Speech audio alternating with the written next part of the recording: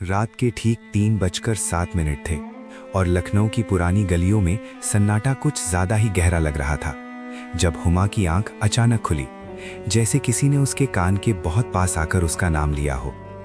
हुमा, उसने बिना उठे ही धीमे से कहा और फिर खुद ही चौंक गई क्योंकि कमरे में कोई नहीं था।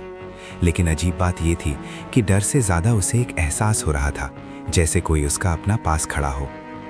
अगर तुम्हें भी कभी ऐसा लगा हो कि कोई तुम्हें देख रहा है या तुम्हारा नाम ले रहा है तो सच बताना, दिल में ही सही, क्योंकि जो उसके साथ होने वाला था वो शायद सिर्फ उसकी कहानी नहीं है। हुमा धीरे धीरे उठी। उसके पैर जैसे ही ठंडे फर्श पर पड़े, उसके पूरे जिस्म में एक सिहरन दौड़ गई। उसने खिड़की की तरफ देखा। पर्दा हल्का सा हिल रहा था जबकि हवा बिल्कुल नहीं चल रही थी। उसने हिम्मत करके कहा, कौन हो? और उसी पल उसके पीछे से बहुत हल्की आवाज आई, डरो मत। उसकी सांस अटक गई लेकिन वो भागी नहीं।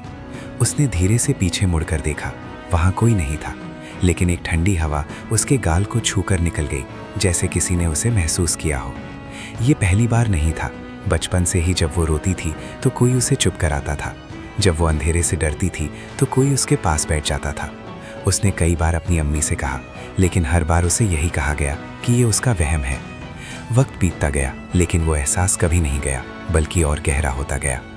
अब तो उसे लगता था कि कोई हर पल उसके साथ चलता है, उसकी सांसों के साथ सांस लेता है। एक रात जब वो छत पर बैठी थी और लखनऊ की ठंडी हवा उसके बालों को छू रही थी, उसने बिना पीछे देखे कहा, तुम हो ना? और इस बार जवाब आया, हाँ।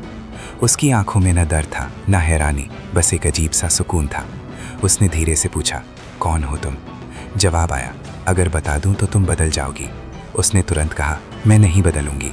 कुछ पल के लिए हवा जैसे थम गई और फिर उसके सामने धीरे धीरे एक परछाई बनने लगी। पहले धुंध, फिर आकार और फिर एक चेहरा। लंबा कद, गहरी आंखें और एक ऐसा सुकून जो समझ नहीं आता था। उसने कहा, मेरा नाम सादिक है। हुमा उसे बस देखती रह गई। उसने धीरे से कहा, तुम इंसान नहीं हो। सादिक ने हल्की सी मुस्कान के साथ कहा, नहीं, मैं सूरत से हूँ लेकिन तुम्हारी दुनिया से नहीं हूँ। हुमा ने पूछा, फिर कौन हो तुम? उसने सीधा जवाब दिया, मैं जिन हूँ। अगर इस पल तुम्हारे दिल की धड़कन तेज हुई है तो समझ लेना, हुमा भी यही महसूस कर रही थी। लेकिन अजीब बात यह थी, वो डरी नहीं। उस रात के बाद हर रात सादिक आता। लखनऊ की वही छत, वही चांद और दो अलग दुनियाओं के लोग एक ही खामोशी में बातें करते।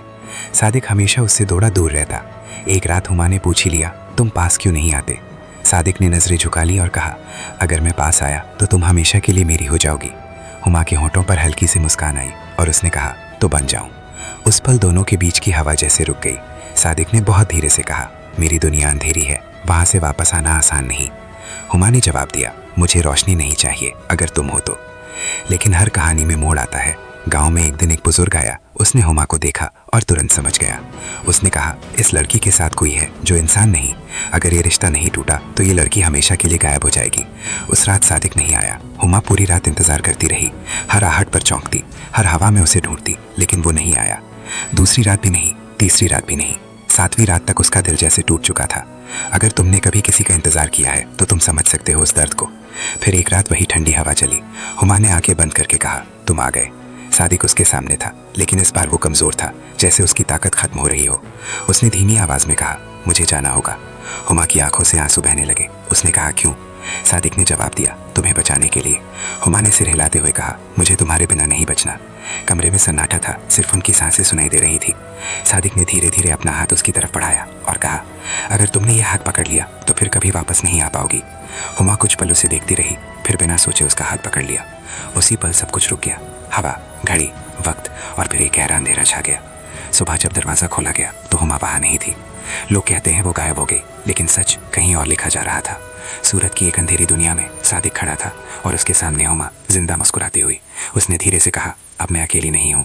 सादिक ने पहली बार उसे छुआ और इस बार वो गायब नहीं हुई। अगर तुम्हें ये कहानी दिल तक लगी है तो एक छोटा सा लाइक ज़रूर करना, और अगर तुम चाहते हो कि उनकी कहानी आगे भी सुनो तो सब्सक्राइब करना, क्योंकि कुछ मोहब्बतें इस दुनिया में खत्म नहीं होती, वो बस दूसरी दुनिया में शुरू होती हैं।